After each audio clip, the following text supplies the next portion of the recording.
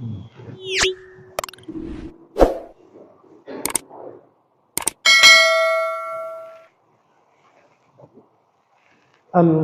لله نحمده ونستعينه ونستغفره ونؤمن به ونتوكل عليه ونعوذ بالله من شرور أنفسنا ومن سيئات أعمالنا من يهده الله فلا مضل له ومن يضلله فلا هادي له ونشهد أن لا إله إلا الله وحده لا شريك له ونشهد أن سيدنا ومولانا محمدا عبده ورسوله صلى الله عليه وعلى آله وأصحابه وأتباعه أجمعين. أما بعد فأعوذ بالله من الشيطان الرجيم. بسم الله الرحمن الرحيم. والذين يقولون ربنا هب لنا من أزواجنا وذرياتنا قرة أعين وجعلنا للمتقين إماما. صدق الله العظيم. وقال النبي صلى الله عليه وسلم ألا كلكم راعي وكلكم مسؤول عن رعيته أو كما قال صلى الله تعالى عليه وسلم إذا مات الإنسان انقطع عنه عمله إلا ثلاث من صدقة جارية أو علم ينتفع به أو ولد صالح يدعو له أو كما قال صلی اللہ تعالی علیہ وسلم. محترم حاضرین جمعہ، بزرگ و عزیز دوستو، قرآن کریم کی ایک آیت پیارے آقا جناب محمد الرسول اللہ صلی اللہ علیہ وسلم کی دو حدیثیں میں نے آپ کو سنائیں. اللہ تعالیٰ نے قرآن کریم کی اس آیت میں اپنے اچھے بندوں کی کچھ صفات بیان فرمائیں. اسی صفات میں سے ایک صفت اللہ تعالیٰ نے اس آیت میں بیان فرمائی. اللہ نے ایک لسٹ جاری کی ہے کہ میرے نیک بندے کون، عباد الرحمن جسے کہا جاتا ہے، اللہ کے نیک بندے کون، یہ اللہ نے ایک لسٹ جاری کی ہے قرآن پاک میں. اسی میں سے ایک صفت میں آپ کے سامنے آج رکھنا چاہتا ہوں. اللہ تعالیٰ اس آیت میں جو میں نے آپ کو سنائی، اللہ فرماتے ہیں کہ میرے نیک بندوں کی شان، میرے نیک بندوں کی صفت یہ ہے کہ وہ اللہ تعالیٰ سے اس طرح دعا کرتے ہیں. کیا کہتے ہیں؟ والذین یقولون ربنا هب لنا من ازواجنا وذریاتنا. نیک بندے میرے کیا کہتے ہیں؟ اے ہمارے پروردگار، ہمیں اچھی بیوی عطا فرما، اچھی اولاد عطا فرما، ہماری بیویوں کو نیک بنا، ہماری اولادوں کو نیک بنا، اور ہماری بیوی کو، ہمارے بچے کو ہماری آنکھوں کی ٹھنڈک بنا، اور اتنا پرہیزگار بنا دے، اتنا نیک پارسا انسان بنا دے کہ وہ پیشوا بن جائے، لوگوں کی رہبری کر سکے. اللہ تعالیٰ نے قرآن کریم کی اس آیت میں یہ بات سمجھا رہے ہیں کہ جنت میں اکیلے مت جاؤ. آج انسان فیملی پلاننگ کرتا ہے. کیوں کرتا ہے؟ اپنی فیملی کو سکون پہنچانے کے لیے. ہمارے بچے کتنے ہونے چاہیے، ہمارا گھر کیسا ہونا چاہیے، ہماری گاڑی کیسی ہونی چاہیے. سارے انسان کی فیملی پلاننگ ہوتی ہے، اور انسان اسی کے لیے اسٹرگل کرتا ہے، جد و جہد کرتا ہے، محنت کرتا ہے، کوشش کرتا ہے. لیکن یہ ساری کوششیں، ساری محنتیں انسان کی صرف اس دنیا کے لیے ہیں۔ ایک اللہ نے بھی فیملی پلاننگ بتائی ہے کہ جنت میں اکیلے کیوں جا رہے ہو، جنت میں جانا ہے۔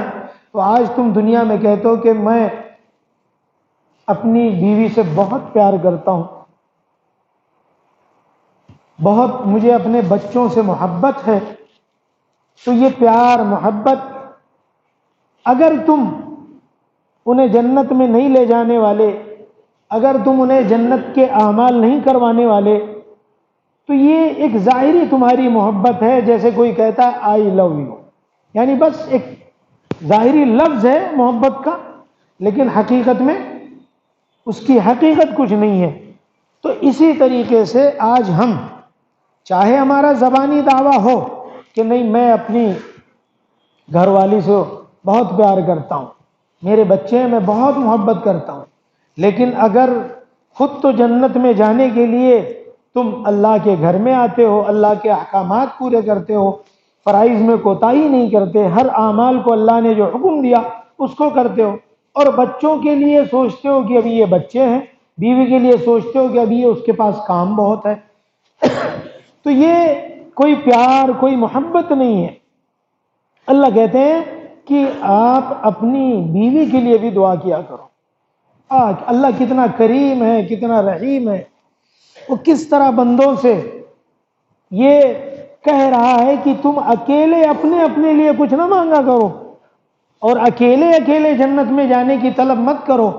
تمہاری طلب یہ ہونی چاہیے، تمہاری پلاننگ یہ ہونی چاہیے کہ میں بھی جنت میں جاؤں، میری گھر والی بھی جنت میں جائے، میرے بچے بھی جنت میں جائیں۔ یہ اللہ تعالیٰ کہہ رہے ہیں، اور کہہ رہے ہیں کہ جب بیوی بچے اچھے اعمال کریں گے تو ازواجا لتسکنوا الیہا، اس بیوی سے تمہیں سکون حاصل ہوگا۔ اگر بچے نیک اعمال کریں گے تو ان اولادیں، وہ تمہاری اولادیں تمہاری آنکھوں کی ٹھنڈک بنیں گی، قرۃ اعین۔ تو اللہ تعالیٰ نے اس میں بہت قاعدے سے یہ بات ہمیں سمجھا ڈالی کہ جو بھی نیکی کے کام ہیں اس میں اپنے گھر والوں کو بھی شریک کرو، اکیلے کوئی نیکی کا کام مت کرو۔ اب قرآن کریم کی اس آیت کے بعد جو میں نے حدیث آپ کو پیارے آقا جناب محمد الرسول اللہ صلی اللہ علیہ وسلم کی سنائی، اس حدیث کو سمجھ لو آپ۔ پیارے آقا صلی اللہ علیہ وسلم فرماتے ہیں الا، جیسے کہتے ہیں نا ہم اٹینشن پلیز، خبردار، ہوشیار، اس کے لیے لفظ آتا ہے الا عربی میں۔ کیا مطلب؟ آگے جو پیارے آقا صلی اللہ علیہ وسلم کہنا چاہ رہے ہیں اس کو آپ سمجھنے کی کوشش کرو۔ کلکم راعی، سن لو، خبردار ہو جاؤ، تم میں سے ہر شخص اپنے گھر کا ذمہ دار ہے، نگراں ہے، نگہبان ہے۔ تو اللہ نگراں، جو گھر کا بڑا ہے، جو گھر کا ذمہ دار ہے، اس کو اس حدیث میں آگاہ کر رہے ہیں، کلکم راعی، تم گھر کے ذمہ دار ہو، وَكُلُّكُمْ مَسْئُولٌ عَنْ رَعِيَّتِهِ، اور یاد رکھنا تمہارے ماتحت میں جتنے لوگ آئیں گے، دادا بنتے ہوئے بڑی خوشی ہوئی، تم نے بہت پیڑے بانٹے، جب پوتا پیدا ہوا، جب نواسی پیدا ہوئی، بہت جلیبیاں کھائی اور کھلائیں، لیکن اس حدیث کو سمجھنے کی کوشش کرو۔ اللہ دادوں سے، اللہ تعالیٰ باپوں سے، پوتوں سے کیا کہہ رہا ہے؟ اللہ کیا کہہ رہے ہیں؟ کہہ رہے ہیں کہ وَكُلُّكُمْ مَسْئُولٌ عَنْ رَعِيَّتِهِ، تم گھر کے بڑے ہو نا، تم گھر کے ذمہ دار ہو، گارجین ہو، باپ ہو، تمہارے ماتحت میں جتنے لوگ آتے ہیں، چاہے وہ تمہارا بیٹا ہو، چاہے وہ تمہاری بیٹی ہو، چاہے وہ تمہاری بیوی ہو، چاہے وہ تمہاری بہو ہو، چاہے وہ تمہارا نواسا ہو، یہ سب تمہارے ماتحت میں آتے ہیں۔ ان سب کے بارے میں کل قیامت کے دن تم سے سوال ہوگا، پوچھا جائے گا۔ یہ کسی ایرے گیرے کی بات نہیں ہے، بات کس کی ہے؟ پیارے آقا جناب محمد الرسول اللہ صلی اللہ علیہ وسلم کی۔ 63 سال جن کی زندگی میں کبھی ایک جھوٹ نہیں، کبھی ایک بات ادھر کی ادھر نہیں، اس مہرباں تاجدار مدینہ کی یہ بات ہے. وہ فرماتے ہیں کہ تم سے کل قیامت کے دن سوال کیا جائے گا، تمہاری اولادوں کے بارے میں، تمہارے گھر والوں کے بارے میں. تمہاری اولادیں بگڑ رہی ہیں، تمہاری نسل برباد ہو رہی ہے. ینگ جنریشن تمام برائیوں کی عادت اس میں ہے. کون سا نشہ ایسا دنیا کا باقی ہے جو تمہاری ینگ جنریشن نہیں کر رہی ہے؟ ہر چیز اس وقت سماج میں بالکل عام طریقے سے ینگ جنریشن کر رہی ہے. نئی نسل کی یہ حالت ہے امت مسلمہ کی. اس چیز کو سامنے رکھو اور پیارے آقا صلی اللہ علیہ وسلم کی اس بات کو سامنے رکھو. کیا فرما رہے ہیں کہ تم سے سوال ہوگا. بگڑ رہی ہے تمہاری اولاد، بگڑ رہی ہے تمہاری بیٹیاں، لیکن سوال تم سے ہوگا. ہم فیملی پلاننگ میں بہت کرتے ہیں، لیکن ہماری پلاننگ صرف دنیا کی خاطر ہوتی ہے. چنانچہ آج ہر باپ یہ چاہتا ہے کہ میری اولاد، میرے بعد بہت خوشحالی زندگی گزارے، بہت آرام سے گزارے، اسے کسی قسم کی پریشانی نہ آنے پائے. اسی لیے باپ رات دن محنت کر کے، تھک کر چور ہو کر، انتھک کوشش کر کے پراپرٹی خریدتا ہے، پلاٹ بنگلے بناتا ہے، گاڑیاں خریدتا ہے، ساری چیزیں تمام انویسٹمنٹ کر کے ہر چیز کو مہیا کرتا ہے تاکہ میری اولاد اس میں آرام سے رہ سکے، میری اولاد اس میں آرام کر سکے. سارا سب کچھ ہم کرتے ہیں اپنی اولاد کے لیے، لیکن صرف اس کی دنیا بنانے کے لیے. کبھی ہم نے نہیں سوچا، کبھی ہمارے دل و دماغ میں یہ خیال نہیں آیا کہ مانا کہ ہم نے بہت اپنی اولاد کو پڑھا لکھا دیا، مانا کہ ہم نے ہائر ایجوکیشن اپنے بچے بچیوں کو دلا دیا، مانا کہ ہم نے دنیا میں ترقی کر کے اپنی اولاد کو ایک اونچے پوسٹ و مقام تک پہنچا دیا، اور آج ہر باپ کوشش کر رہے ہیں، سب کچھ ہم نے کر لیا، لیکن یہ تو بتاؤ کبھی اپنے بچے کو کچھ دین بھی سکھایا؟ کچھ دین کی موٹی موٹی باتیں تو بتائیں. اگر ہم نے اپنی اولادوں کو یہ سکھایا ہوتا، اگر ہم اپنی بچیوں کی اس طرح تربیت کیے ہوتے، اگر ہم ان کے دل و دماغ میں دین کی باتیں اگر ہم نے ڈالی ہوتی، تو آج اولاد اپنے باپ کا گریبان نہ پکڑتی، آج بیٹیاں اپنی ماؤں کو الٹا جواب نہ دیتی. بتاؤ قصوروار کون ہے؟ ینگ جنریشن، ہماری اولادیں، یا باپ دادا؟ کون قصوروار ہے؟ اس سے آپ سمجھنے کی کوشش کرو. سب کچھ ہم نے کیا ان کے لیے، رات دن ایک کر دیا ان کو آرام پہنچانے کے لیے، لیکن کبھی یہ بھی سوچا کہ انہیں آرام تو ہم پہنچا رہے ہیں، لیکن یہ آرام عارضی، دنیاوی راحت ہے، دنیا میں مزے کی چیز ہے، دنیا میں آسائش کی چیز ہے. قبر میں کیا بنے گا؟ آخرت میں کیا بنے گا؟ میدان محشر میں کیا بنے گا؟ یہ کبھی ہم نے کیوں نہیں سوچا اپنے اولاد کے بارے میں؟ سب کچھ کیا ہم نے اولاد کے لیے، لیکن اگر کچھ نہیں کیا تو ان کا دین نہیں بنایا، دین کی سمجھ انہیں نہیں عطا فرمائی، انہیں حلال و حرام نہیں سکھایا، دین کی بنیادی باتیں نہیں سکھائیں. ہم نے تو صرف یہی سکھایا کہ بیٹا دنیا میں آگے بڑھنا ہے، بزنس اس طرح کرنا ہے، تجارت اس طرح کرنا ہے، کاروبار اس طرح کرنا ہے. یہ تو ہم نے بہت کچھ سکھایا، دین نہیں سکھایا. دیکھو سنو، انبیاء کرام علیہ السلام وہ بھی تو اسی دنیا میں آئے. انبیاء کرام علیہ السلام نے بھی شادیاں کی، ان کی بھی اولادیں، بیوی بچے تھے، لیکن وہ کیا سکھاتے ہیں؟ قرآن کریم میں یہ بات مذکور ہے. حضرت یعقوب علیہ السلام اللہ کے ایک پیغمبر ہیں، ان کا آخری وقت آ جاتا ہے، دنیا سے جدائیگی کا وقت آ جاتا ہے، جانے لگتے ہیں، جانے سے پہلے اپنی اولادوں کو اپنے پاس بلاتے ہیں. قرآن کہتا ہے ام کنتم شہداء اذ حضر یعقوب الموت جب یعقوب علیہ السلام کی موت کا وقت آ جاتا ہے، وہ یہ سوچتے ہیں کہ اب میں اس دنیا میں نہیں رہ جاؤں گا، تو اپنی اولادوں کو اپنے پاس بلاتے ہیں اور سوال کرتے ہیں اپنے بچوں سے، اپنی اولاد سے، آخری وقت ہے، کیا سوال کرتے ہیں؟ ما تعبدون من بعدی، اے میرے بچوں مجھے بتاؤ میرے بعد تم کس کی عبادت کرو گے؟ یہ بچوں سے سوال کر رہے ہیں یعقوب علیہ السلام، کب؟ آخری وقت میں۔ قرآن بیان کر رہا ہے موت کے وقت کہ ما تعبدون من بعدی، میرے بعد تم کس کی عبادت کرو گے؟ ہمارا اور آپ کا، پورے سماج اور سوسائٹی کا، امت مسلمہ کا حال یہ ہے، ہم آخری وقت میں اپنے بچوں کو بلاتے ہیں اور اسے کہتے ہیں کہ فلاں جگہ اتنا بینک بیلنس ہے، فلاں پراپرٹی میری ہے، فلاں پلاٹ میرا ہے، فلاں چیز میری ہے، اور یہ بتا کر کے دنیا سے جاتے ہیں۔ سنو انبیاء کا کیا طریقہ رہا ہے۔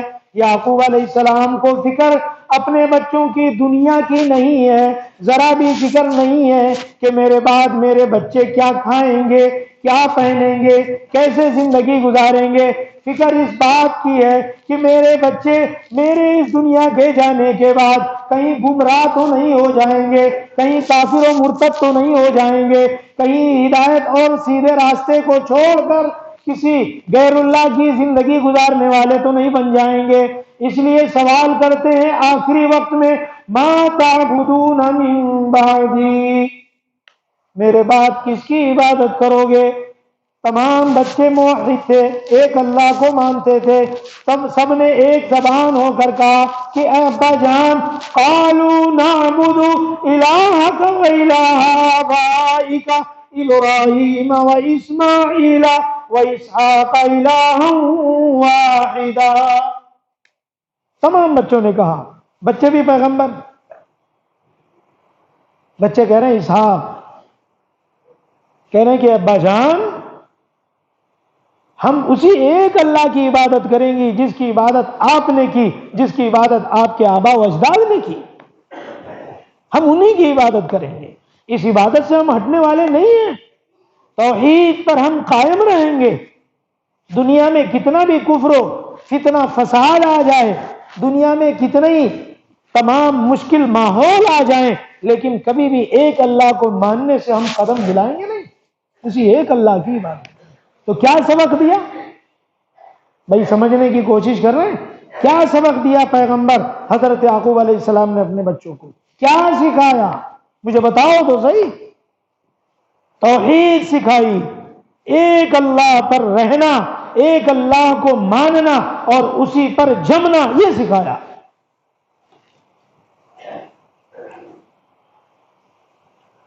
تو یہ ضروری ہے آج اپنے بچوں کو ہم سکھائیں۔ آج یہ ہم نہیں سکھا رہے۔ دنیا کی نئی ٹیکنیک جو بھی آ جائے، آج ہمارا بچہ اسمارٹ فون استعمال کر لیتا ہے، سیکھ لیتا ہے، نئی ٹیکنالوجی کی جتنی مشینیں آئیں، آج ینگ جنریشن 16-17 سال کے بچے سب کچھ سیکھ لیتے ہیں۔ اگر کچھ نہیں سیکھتے تو دین نہیں سیکھتے، اور دین نہ سیکھنے کی وجہ سے، اور دادا اور بابا دین نہ سکھانے کی وجہ سے آج انہی اولادوں کا تھپڑ کھاتے ہیں۔ کیوں؟ اگر انہیں دین سکھائے ہوتے، اگر انہیں تم نے دین کی بات سمجھائی ہوتی، اگر انہیں قرآن سکھلایا ہوتا، اگر انہیں پیارے نبی، پیارے آقا، تاجدار مدینہ جناب محمد الرسول اللہ صلی اللہ علیہ وسلم کی پیاری پیاری باتیں، آپ کی پیاری سنتیں اگر ہم نے اپنی اولادوں کو سکھایا ہوتا، تو آج ہماری اولادیں ہمیں تھپڑ نہ مارتی، ہماری قدر کرتی، ہمارے بڑھاپے میں ہمارا سہارا بنتی۔ ہم نے انہیں سکھایا ہی نہیں کہ آداب کیا ہیں۔ قرآن کہتا ہے، سنو ینگ جنریشن، نئی نسل، نوجوان، ان سے قرآن کیا کہتا ہے؟ وَقَضَىٰ رَبُّكَ أَلَّا تَعْبُدُوا إِلَّا إِيَّاهُ وَبِالْوَالِدَيْنِ إِحْسَانًا۔ ینگ جنریشن کو قرآن کیا کہہ رہا ہے؟ او اپنے باپ کو آنکھیں دکھانے والے، اپنے باپ کو غصے سے گھورنے والوں، اور یہ بات گھر میں بھی جا کے بتانا اپنی بیٹیوں سے کہ جو اپنی ماؤں سے زبان لڑاتی ہیں، سب کے لیے قرآن کا یہ آدیش، یہ حکم، یہ آیت سب سے مخاطب ہے۔ قرآن کہتا ہے وَبِالْوَالِدَيْنِ إِحْسَانًا، والدین کے ساتھ حسن سلوک کرو، اچھا سلوک کرو، اچھی برتاؤ کرو ان کے ساتھ۔ اِمَّا يَبْلُغَنَّ عِندَكَ الْكِبَرَ أَحَدُهُمَا، اور ماں باپ جب بڑھاپے پہ آ جائیں، یا دونوں میں سے ایک بوڑھا ہو جائے، دونوں ہی بڑھاپے پہ آ جائیں، أَوْ كِلَاهُمَا فَلَا تَقُل لَّهُمَا أُفٍّ، اب بڑھاپے کی وجہ سے ماں باپ میں چڑچڑاپن آ جاتا ہے، مزاج میں تلخی آ جاتی ہے، کبھی جہاں نہیں ڈانٹنا وہاں بھی بوڑھے ماں باپ جوان اولاد کو ڈانٹ دیتے ہیں۔ تو اب جوان اولاد کو قرآن کیا کہتا ہے، اللہ کیا فرماتا ہے وَلَا تَقُل لَّهُمَا أُفٍّ، اب اف نہیں کہنا ہے۔ اف کس کو بولتے ہیں معلوم؟ باپ نے کوئی بات کہی اور بیٹا کہتا ہے اف کیا ابا جان، اس کی بھی اجازت نہیں۔ تھپڑ مارنے کی، گھسیٹنے کی، دھکے دینے کی، گھر سے باہر نکالنے کی اجازت دے گا اسلام؟ پانی ہے شکریہ۔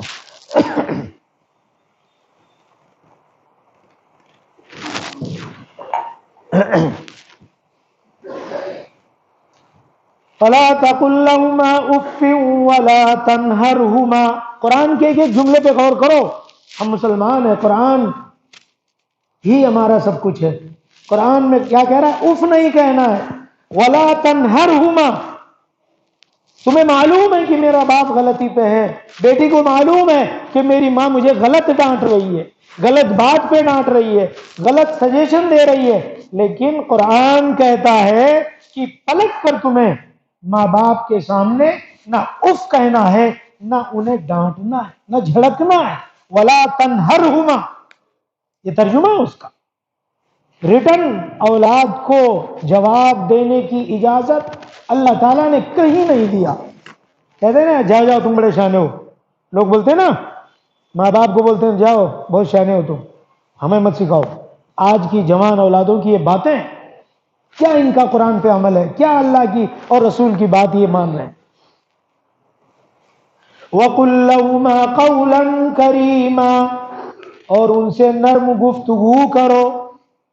قرآن کیا کہہ رہا ہے؟ اف بھی نہیں کہنا ہے، جھڑکنا بھی نہیں ہے، اور بات وہ مانا کہ غصے میں بول رہے ہیں ماں باپ، مانا کہ غلط بول رہے ہیں ماں باپ، لیکن اولاد کو حکم کیا ہے کہ وَقُلْ لَهُمَا قَوْلًا كَرِيمًا، نرم بات کرنا ہے۔ اچھا ابا جی حضور، اچھا ابا جی، اچھا امی جان، ٹھیک ہے، یہ الفاظ کہنے ہیں۔ لہجے میں بھی اللہ جوان اولاد کا جواب غصے میں پسند نہیں فرماتا۔ تمہارا اگر لہجہ بھی سخت ہو گیا ماں باپ کو جواب دینے کے لیے، اللہ اس لہجے کی وجہ سے یاد رکھ لینا، اللہ چاہے گا تو تمہیں ینگ جنریشن برباد کر ڈالے گا، اللہ کو پسند نہیں۔ حدیث پاک میں ہے، پیارے آقا صلی اللہ علیہ وسلم نے فرمایا رضا الرب رضا الوالد، لاکھ سجدے کرو، ماتھے پہ نشان لے آؤ رگڑ رگڑ کے، باپ ناراض اللہ راضی نہیں ہونے والا، کیونکہ باپ کی رضا میں اللہ کی رضا ہے۔ یہ حدیث ہے، پیارے آقا صلی اللہ علیہ وسلم فرماتے ہیں باپ راضی تو اللہ راضی، باپ کی ناراضگی میں اللہ ناراض، سخط الوالد سخط الرب۔ اس لیے میرے عزیز دوستو بزرگوں، معاشرے میں اس بات کو عام کرو، سماج سوسائٹی میں یہ چیزیں عام کرو، گھروں میں یہ باتیں پہنچاؤ، یہ اس تمام دینی باتوں کا کونسلنگ گھر میں کرو، کھاتے پیتے موبائل بازو پر رکھو، ان چیزوں پہ چرچا کرو۔ اور آگے دیکھو قرآن کیا کہہ رہا ہے، وَاخْفِضْ لَهُمَا جَنَاحَ الذُّلِّ مِنَ الرَّحْمَةِ، دیکھو ینگ جنریشن کو یہ خطاب ہے، جتنے بھی جوان اولادیں چھت پہ بیٹھی ہیں کوئی سامنے نہیں آتا، دیکھو آپ چھت پہ بیٹھی ہیں اور وہ اپنے گپ شپ میں ہوں گے، انہیں نہیں پتا کہ کیا باتیں ہو رہی ہیں۔ اللہ تعالیٰ کہہ رہے ہیں وَاخْفِضْ لَهُمَا جَنَاحَ الذُّلِّ مِنَ الرَّحْمَةِ، اور اے جوان اولاد تیرے لیے تیرے رب کا فرمان ہے کہ جب بھی تو اپنے باپ کے سامنے جایا کر، اے جوان بیٹی تیرے لیے تیرے رب کا فرمان ہے جب بھی تو اپنی بوڑھی ماں کے سامنے جایا کر تو جانے کے بعد تیرے سامنے کھڑے ہونے کی جو پوزیشن ہے وہ وَاخْفِضْ لَهُمَا جناح الذل من الرحمہ، مہربانی کے ساتھ اپنے بازوؤں کو جھکا کر ادب سے ماں باپ کے سامنے کھڑا ہوا کر. جھکانا ہے اپنے آپ کو، ابا جی امی جان، جھک کر، تن کر نہیں، اکڑ کر نہیں، الفاظ میں سختی نہیں، یہ حکم ہے. اور پھر پیارے رب نے، وہ بھی تو بڑا مہربان ہے، وہ یہ چاہتا ہے کہ یہ جوان اپنے ماں باپ کی نافرمانی کر کے اپنی آخرت برباد کر لے گا، اس لیے پیارا رب پیارا رحمان سارے بندوں کا ہے، سب کے ساتھ اس کی مہربانی ہے. اس لیے اس نے جوان اولاد کو ایک دعا سکھلائی، اور وہ دعا اس لیے سکھائی تاکہ تیری دنیا بھی آباد ہو اور تیری آخرت بھی بن جائے. اللہ کہہ رہے ہیں کہ اے جوان اولاد یہ سب کچھ تو ماں باپ کے ساتھ کیا کر، ایک عمل اور بھی ساتھ میں کیا کر، وَقُلْ رَبِّ ارْحَمْهُمَا كَمَا رَبَّيَانِي صَغِيرًا. ماں باپ کے لیے ہاتھ اٹھایا کر، ماں باپ کے لیے دعا کیا کر کہ اے پروردگار جس طریقے سے میرے ماں باپ نے مجھے پیدا کر کے پال پوس کر کے جوان کیا، مہربانی کی، میرے اوپر رحم کیا، اور خود تو گیلے بستروں میں سوئے اور میں چھوٹا تھا، مجھے سوکھا بستر کر کے ماں ایک طرف گیلے کپڑوں میں سو جایا کرتی تھی. اس لیے اے میرے رب انہوں نے میرے ساتھ اتنی شفقت اور مہربانی کا معاملہ کیا، اس لیے اے میرے رب ان میرے ماں باپ کے ساتھ بھی رحم کا مہربانی کا معاملہ کرنا. یہ دعا بھی سکھلائی. آج ہمارا حال کیا ہے؟ نہ دعا کی فرصت ہے. اب تو امام سلام پھیرے کہ دوسرا قدم ہمارا مسجد کے دروازے پر ہوتا ہے. اتنی فرصت ہی نہیں ہمارے پاس کہ ہم رب سے کچھ مانگیں، کچھ کہیں، کچھ فریاد کریں، اپنے لیے مانگے، گھر والوں کے لیے مانگے. صرف دنیا دنیا ہماری نظروں میں بسی. اس لیے کبھی یہ مت سوچنا کہ بچے ابھی چھوٹے ہیں، جب جوان ہو جائیں گے تب انہیں سکھلائیں گے. نہیں، دیکھیے انبیاء کا طریقہ کار کیا ہے. لَقَدْ كَانَ لَكُمْ فِي رَسُولِ اللَّهِ أُسْوَةٌ حَسَنَةٌ. جناب محمد الرسول اللہ صلی اللہ علیہ وسلم تمہارے لیے، سب کے لیے، پوری امت کے لیے، پوری دنیا انسانیت کے لیے رہبر ہیں، رہنما ہیں، آئیڈیل ہیں. مطلب آپ کی ذات، آپ کی سیرت، آپ کے کمالات، آپ کے اخلاق، آپ کا کردار، آپ کا کیریکٹر، اسے دیکھ کر زندگی گزارنا ہے نا.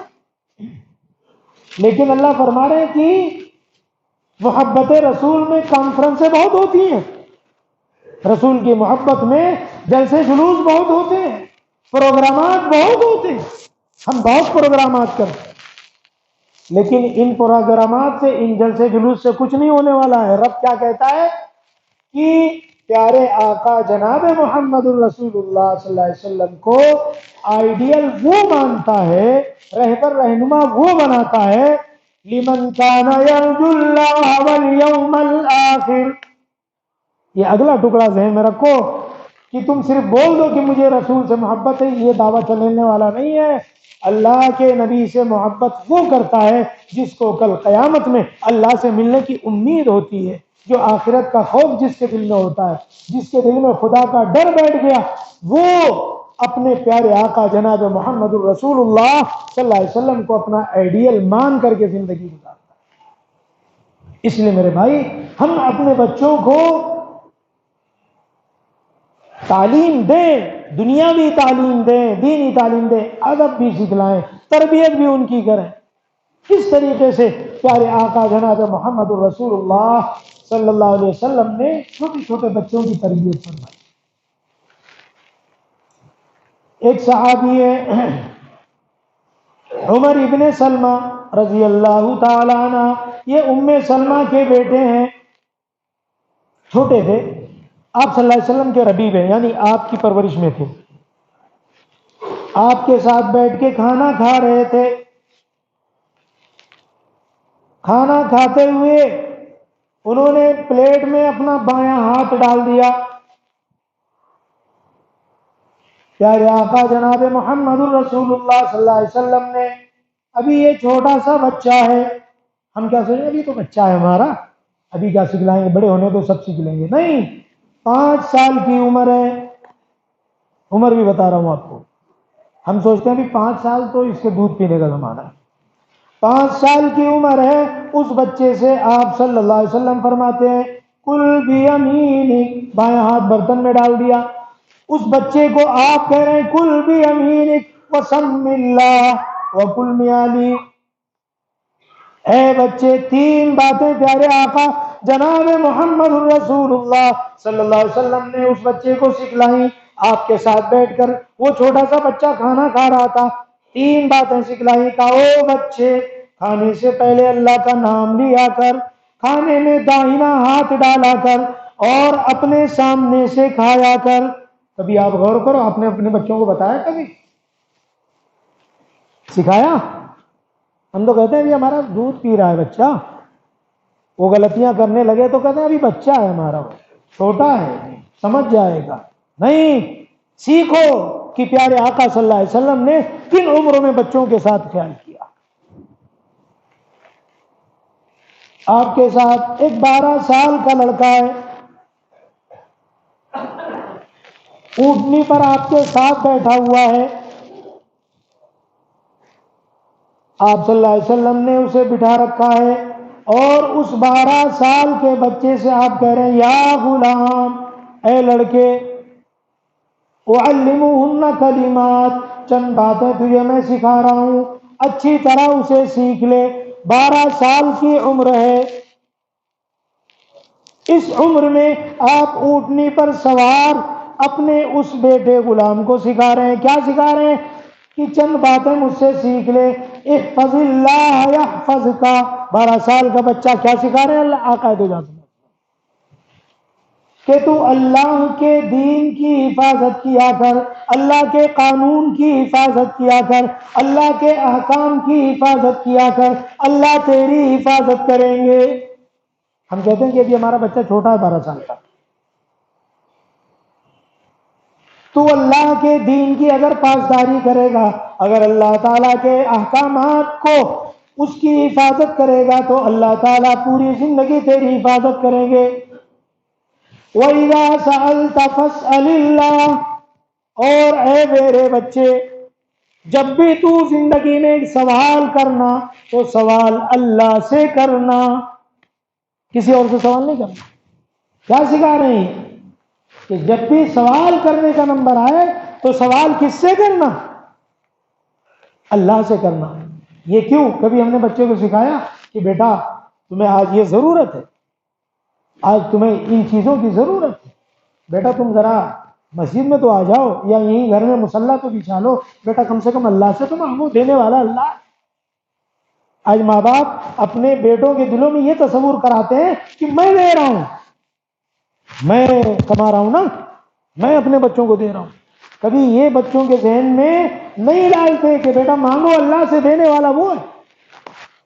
وَإِذَا سَأَلْتَ فَاسْأَلِ اللَّهَ، اور تیسری بات اے بچے یاد رکھنا، وَإِذَا اسْتَعَنْتَ فَاسْتَعِنْ بِاللَّهِ، جب بھی دنیا میں تجھے ضرورت پڑ جائے، کسی پریشانی میں گر جائے، مالی وسائل سے گر جائے، دنیا کی تنگی ہو جائے، کسی تکلیف اور پریشانی میں آ جائے، تو مدد جب مانگنا، فَاسْتَعِنْ بِاللَّهِ، تو اللہ ہی سے مدد مانگنا، کیونکہ ہر تکلیف کو دور کرنے والا اللہ ہی ہے، ہر پریشانی کو دور کرنے والا اللہ ہی ہے، ہر مشکل سے نجات دینے والا اللہ ہی ہے، ہر بیماری سے تمہیں ٹھیک کرنے والا اللہ ہی ہے۔ یہ سوال 12 سال کے بچے سے پیارے آقا جناب محمد الرسول اللہ صلی اللہ علیہ وسلم سکھا رہے ہیں۔ ہم کیا کہتے ہیں بچہ ہمارا چھوٹا ہے، کیوں ایسا؟ ہم نے بہت کچھ کر لیا دنیا کے لیے، اپنے بچوں کی دنیا بچانے کے لیے، ارے دین کے لیے بھی تو کچھ تو کرو، قبر کے لیے تو کچھ کرو۔ 6 سال کی عمر ہے، نواز رسول سیدنا حضرت امام حسن رضی اللہ تعالی، آپ کے نواسے تھے نا حسن حسین، حسن رضی اللہ تعالی، کھیلتے کھیلتے مسجد نبوی میں آ گئے۔ مسجد نبوی میں ایک طرف ایک ٹوکری میں کھجوریں رکھی ہوئی تھی صدقے کی، آیا کرتا تھا آپ صلی اللہ علیہ وسلم کے پاس کہ اسے تقسیم کر دیجئے، اسے غریبوں میں بانٹ دیجیے۔ 6 سال کی عمر تھی، آیا اور جھٹ سے انہوں نے کھجور لیا اور منہ میں ڈال لیا۔ پیارے آقا صلی اللہ علیہ وسلم اس 6 سال کے بچے کو کیا الفاظ کر رہے ہیں؟ کبھی ہم نے بتایا بچوں کو؟ ہم کیا سوچتے 6 سال کا، اگر کوئی ٹافی حرام کی دے رہا ہے تو اپنے 6 سال کے بچے کو نہ مت پکڑاؤ۔ دیکھو سنو طریقہ، اسوہ نمونہ کیا ہے پیارے آقا صلی اللہ علیہ وسلم کا۔ آپ امام حسن رضی اللہ تعالیٰ عنہ سے کہتے ہیں کہ کخن کخن، او حسن کیا کر رہے ہو، تھوکو سے تھوکو سے، آپ کہہ رہے ہیں آپ صلی اللہ علیہ وسلم، اور فرما رہے ہیں اما شعورت اللہ ناکل الصدقہ، حسن تجھے شعور نہیں، تجھے پتہ نہیں کہ ہم صدقہ نہیں کھایا کرتے؟ تو اہل بیت میں سے ہے، تو سادات میں سے ہے، تو رسول اللہ صلی اللہ علیہ وسلم کے خاندان میں سے جس کے لیے صدقہ کھانا ناجائز اور حرام ہے۔ ایک کھجور صدقے کی حلق سے اترنے نہیں دیا پیارے آقا جناب محمد الرسول اللہ صلی اللہ علیہ وسلم نے۔ آج ہم پورا پیٹ بھر کے حرام کا کھا جاتے اور ڈکار نہیں لیتے اور اپنے بچوں کو کبھی تعلیم نہیں دیتے، کیا بنے گا ہمارا؟ اس لیے میرے عزیز دوستو، سکھاؤ اپنے بچوں کو، انہیں تعلیم بھی دو، انہیں ادب بھی سکھلاؤ، تربیت بھی ان کی کرو، اور جب تک اس طرف توجہ نہیں دو گے کبھی اپنی اولادوں سے امید مت رکھنا کہ یہ اولادیں میرے کام آئیں گی۔ اور پراپرٹی جتنی بھی بنا کے جاؤ، اللہ کی قسم اولادوں نے اس طرح اس کو برباد کیا کہ تم نے اس کو بنانے میں پوری زندگی لگا دی، اور ایسے واقعات ہیں کہ تمہاری پوری جائیداد کو بگڑی ہوئی اولادیں ختم کرنے میں 1 سال بھی نہیں لگا دی۔ اس لیے بچوں کو دین سکھاؤ، لاؤ انہیں مسجدوں میں، ان کا رابطہ، یہ مسجد پاور ہاؤس ہے، ایمان بنانے کی فیکٹری ہے، جگہ ہے۔ امت مسلمہ جو ان کی اولادیں اگر مسجد سے جڑی رہیں گی، انشاءاللہ شیطان کا حملہ ان پر کامیاب نہیں ہوگا۔ یہ تبلیغی جماعت کیوں جوڑ جوڑ کے لاتی ہے پکڑ پکڑ کے؟ اسی کنیکٹ کو مضبوط کرنے کے لیے پاور بناؤ، ایمانی رشتہ بناؤ۔ تو اس لیے اب میرے آخر میں ایک بات، وقت تو بہت ہے، مضمون اس وقت اللہ کا فضل بہت ذہن میں آ رہا ہے، لیکن میں ایک آخری حدیث سناؤں گا۔ پیارے آقا صلی اللہ علیہ وسلم نے فرمایا کہ اذا مات الانسان، جب انسان مر جاتا ہے، مرنا ہے کہ نہیں مرنا؟ ہاں یہ سو رہے ہیں کیا؟ نہیں، مرنا ہے سب کو، یہ طے ہے نا؟ کوئی ایسا بتاؤ مجھے ایسا فرد کی جو کہہ دے مجھے نہیں، اور چاہو نہ یا چاہو مرنا ہے، یہ تو بات ہے۔ تو پیارے آقا فرماتے ہیں کہ جب انسان مر جاتا ہے تو سارے اعمال ختم اس کے۔ ہماری نماز اگر ہم پڑھنا چاہیں نہیں پڑھ سکتے، روزہ رکھنا چاہیں، یعنی کوئی ہمارا عمل کوئی بھی سب ہم سے منقطع ہو جاتا ہے، ختم ہو جاتا ہے۔ لیکن ہمارے مرنے کے بعد بھی اس دنیا میں کیا ہوا 3 عمل کام آتے رہتا ہے، کنٹینیو سپلائی رہتی ہے اس کی۔ اب بتاؤ عقل مندی کی بات ہے کہ نہیں کہ بھائی مرنے کے بعد بھی اگر کسی چیز کا ثواب ہمیں ملتا رہے، اس کا فائدہ ملے، اس کا بینیفٹ ملے، اس سے اگر ہم عذاب سے بچ جائیں، اس سے ہمیں ہمارے لیے جنت کا راستہ ہموار ہو جائے، تو اس سے بڑھیا چیز اور کیا ہے ہمارے لیے؟ تو فرماتے ہیں کہ پیارے آقا صلی اللہ علیہ وسلم، انسان مر جاتا ہے، اس سے اس کا عمل ختم ہو جاتا ہے، لیکن 3 چیزیں برابر اس کو فیض دیتی رہتی، کنٹینیو اس کا بینیفٹ ملتا ہے۔ ایک تو صدقہ جاریہ، دنیا میں آپ نے ایسا صدقہ کیا کہ وہ کنٹینیو استعمال کیا جا رہا ہے، مثلا کنواں کھودوا دیا، آپ نے بورنگ لگوا دی، آپ نے مسجد بنوا دی، آپ نے مدرسہ بنوا دیا جہاں اللہ اس کے رسول کی تعلیم ہوتی ہے، آپ نے ایسا کوئی کام کر دیا کہ اس سے اللہ کے بندے، اللہ کی مخلوق فائدہ اٹھا رہی ہے، اس کو کہتے ہیں صدقہ جاری۔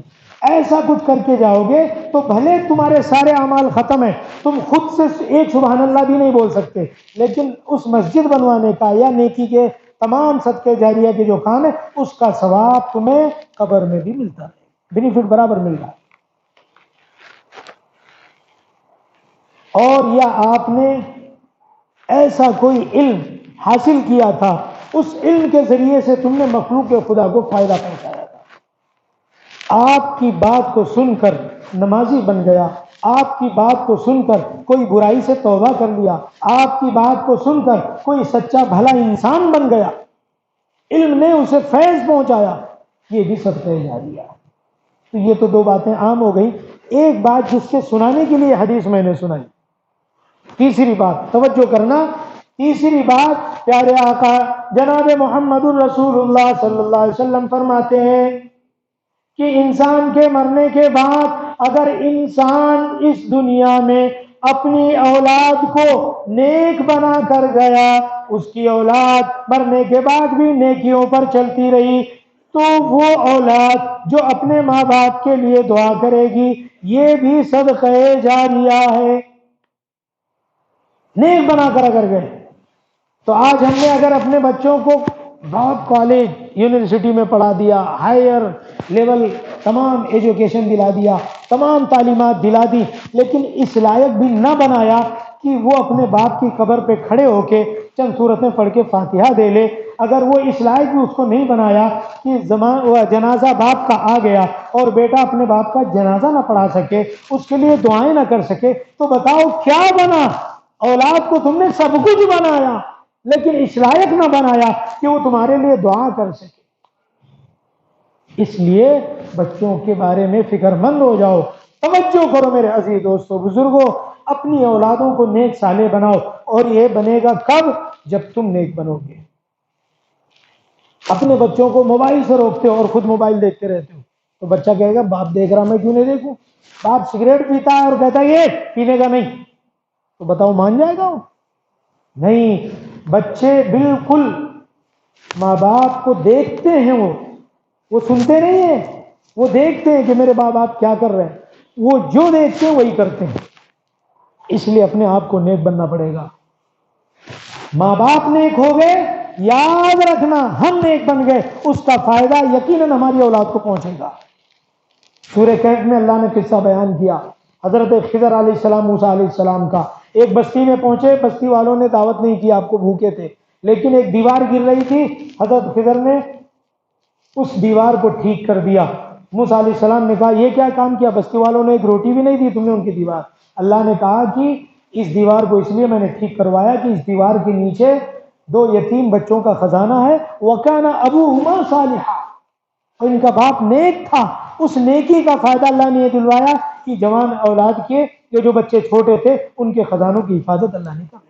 تو یقین رکھو اگر ہم نیک بنیں گے اولاد نیک بنیں گی۔ بہرحال پورا گھر معاشرہ ہمیں نیک بنانے کی ضرورت ہے، اس کے لیے جو بھی بن سکے آپ کریں، اللہ تعالیٰ ہم سب کو عمل کی توفیق دے۔